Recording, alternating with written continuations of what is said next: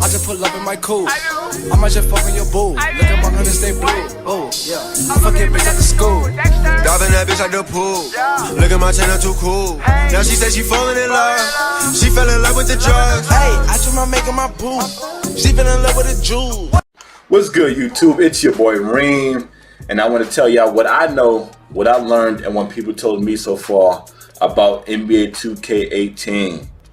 Now, like I said before in my previous video, a friend of mine went to the Run the Neighborhood event, and he's blessed me with a whole lot of information. So hopefully I can answer a lot of the questions people have been asking me about the game so far. Let's get into it.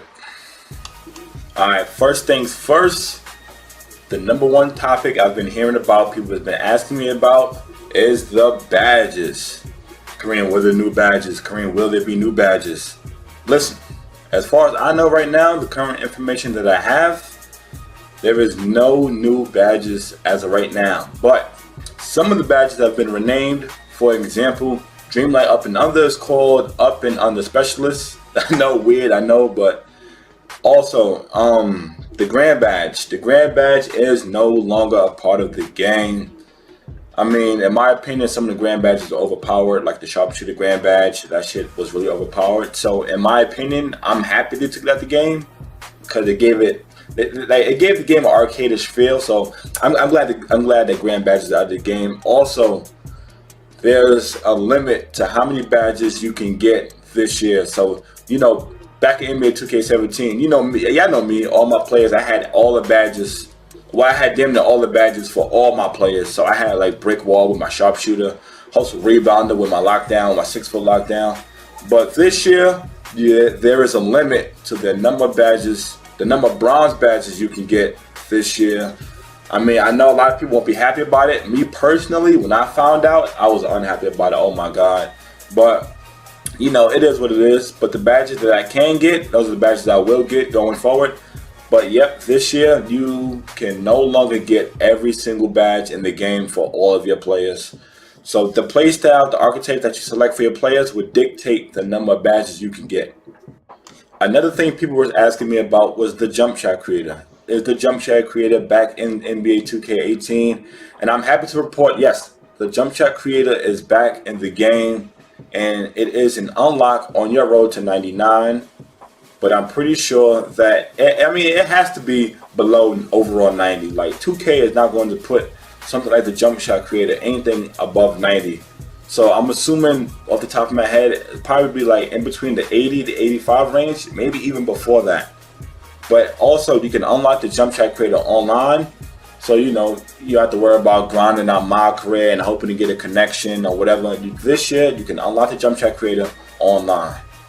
Also, there was a rumor going around saying that, you no longer can buy VC and upgrade your player. Like, who told you that? Like, where did that come from? Like, that is definitely false information. Anybody who tell you that is false. For one, 2K is not going to lose all that money by, you know how much money they make by people buying VC? So y'all crazy? So anyway, and two, a lot of people are not going to have the time to, you know, sit there and grind out their players, and a lot of people just want to pay for their players and then get online. So 2K is not going to lose that audience.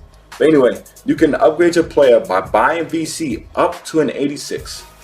Anything above an 86 must be earned by either playing Park or Pro-Am. But anything like from 55 and 86, you can pay for it by buying VC just like you did any other 2K before this one. Now on to patches. NBA 2K17, I think as far as I can remember, set the record high for patches. I think there was about 13 7 gigabyte patches. So that's estimated about 90 gigabytes of hard drive space. So just patches alone, like what? But I'm hearing that there will be very little to no patches this year, which makes me so happy because I it was really annoying getting on the game. You know, I think it was literally one weekend where they had one. I think it was patch 9, and then patch 10 came out like 40 hours, 24 hours right after that. It was one right after the other, and then another one came out like 2 days after that. It was like, what the fuck are they patching? What are they patching? And then on top of that, 2K will be patching stuff and don't tell us what they patched or Or if they did tell us, they'll tell us like it was very vague, or they'll tell us like days after, like. But anyway, this year I'm hearing that there's going to be very little to no patches, and the only time they are going to patch anything if it's a serious issue. So I'm hoping that this piece of news that I got is very true, because I don't have the hard drive space to be downloading 70 gigabyte patches that's going to, you know, address nothing, you know. But anyway, so hopefully, you know, what I'm hearing is true, and that they're going to have the patches to a minimum this year, because I need my hard drive space, man. Now on to the new archetype system. Now, we all know that you can have a primary archetype and a secondary archetype. But what a lot of people do not know is that your player, like the badges you can get, will, you know, depend heavily on the two archetypes you select. And in some cases, in my opinion, I don't think it's bad to be, you know, like a pure player. Like, for example, when I say pure player, I mean, like, if you want to be a sharpshooter, just have archetype 1 and 2 sharpshooting. Or, you know, you want to be a playmaker, ball and handling 1 and ball and handling 2. Like, now, the reason why I say that is because you may only get 1 to 4, if not 0, Hall of Fame badges, depending on the build you select. Now, for example, if you make a player a pure shooter, that means, you know, you have sharpshooting as your first one and your sharpshooting as your second one, you would get 1 to 4 of the Hall of Fame badges for shooting. Limitless range, deep range deadeye, corner specialist, you know, I forgot the other one, etc., etc. But if you make your player, for example, a sharpshooter primary and a lockdown defender secondary, you may only get 1, if not 0, Hall of Fame badges for that build.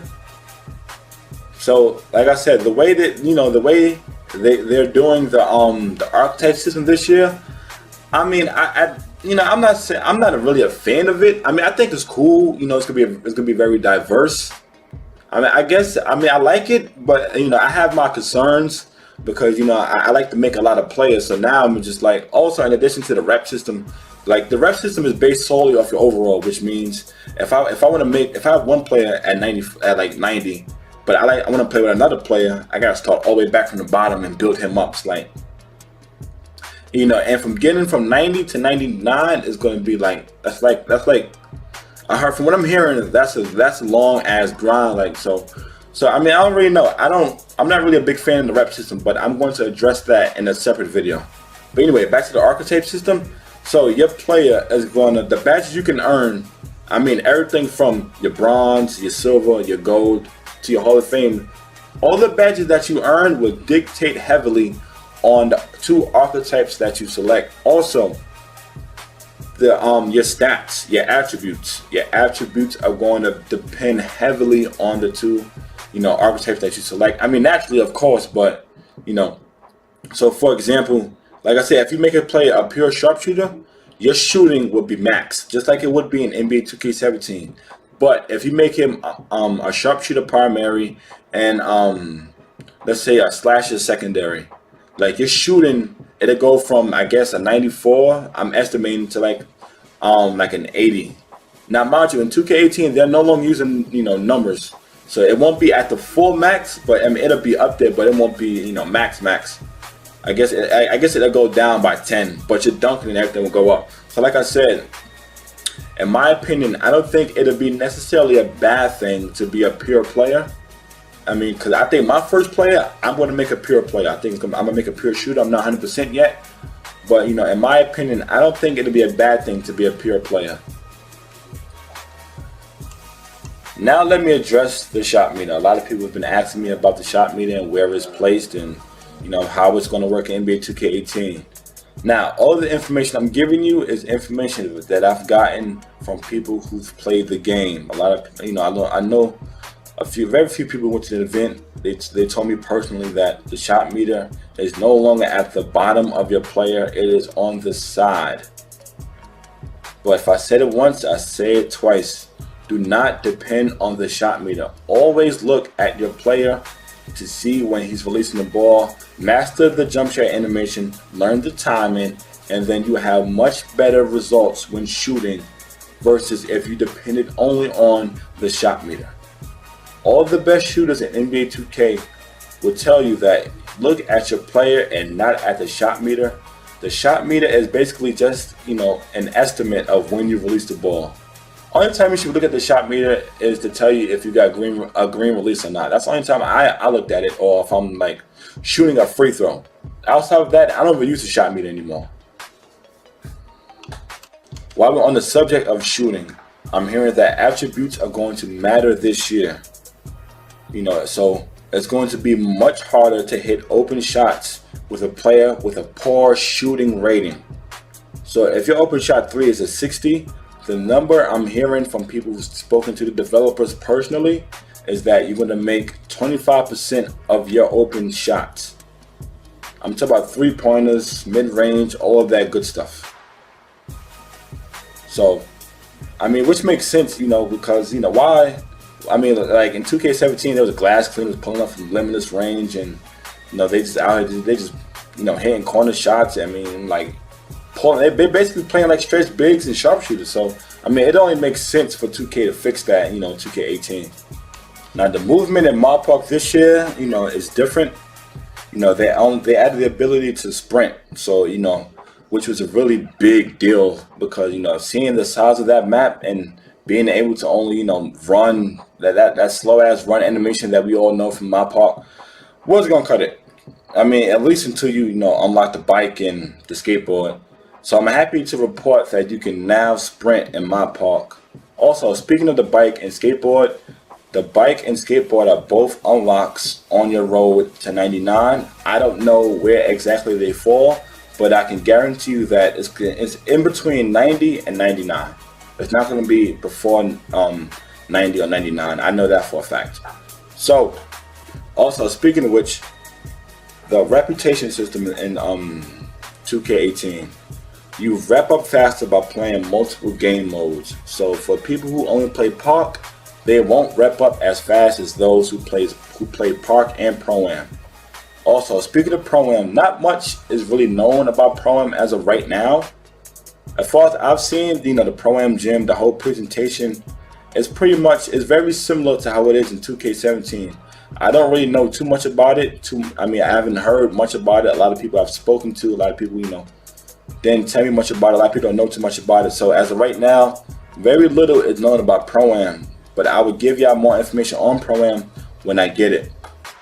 But that's it for this video. I appreciate y'all for rocking out with me. This video was kind of long. But please make sure you like the video, share the video. Also, if you're new to my channel, make sure you hit that sub button and turn on those notifications. Turn on those notifications, smack that like button, please, to help out my channel. Also, I am still doing my farewell series for NBA 2K17 with the rest of my remaining players. I think I'm on my post score, so be on the lookout for those streams. But in the meantime, in between time, it's your boy Reem, and I am signing out, and I will catch y'all in the next video. Peace.